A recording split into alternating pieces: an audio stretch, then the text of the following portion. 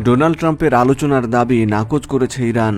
হামলা আরও জোরদার করেছে তারা। গত রোববার ও সোমবার উপসাগরীয় অঞ্চলের বিভিন্ন মার্কিন ঘাঁটিতে হামলা চালিয়েছে ইরান। হামলা অব্যাহত রেখেছে ইসরায়েল ও যুক্তরাষ্ট্র। এরপর ট্রাম্প হুঁশিয়ারি উচ্চারণ করে বলেছেন, ইরানে কঠোর হামলা হবে। এই পরিস্থিতিতে ইরানের পাশে থাকার ঘোষণা দিয়েছে চীন।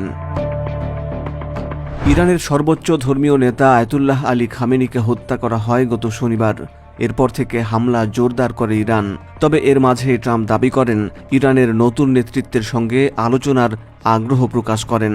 দ্য আটলান্টিক ম্যাগাজিনে ট্রাম্পের উদ্ধৃতি দিয়ে বলা হয়েছে, তারা কথা বলতে চাইলে আমি রাজি আছি, আমি তাদের সঙ্গে কথা বলবো।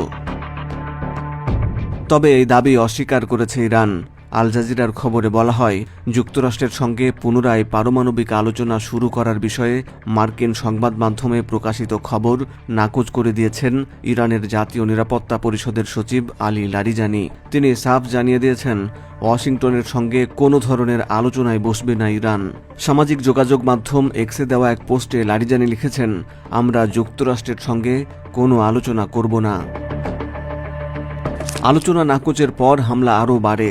দফায় দফায় ইসরায়েল, সৌদি আরব, সংযুক্ত আরব আমিরাত, সিরিয়া, ইরাক, কাতারে হামলা চালিয়েছে ইরান। সাইপ্রাসের ব্রিটিশ ঘাঁটিতেও হামলা চালানো হয়েছে।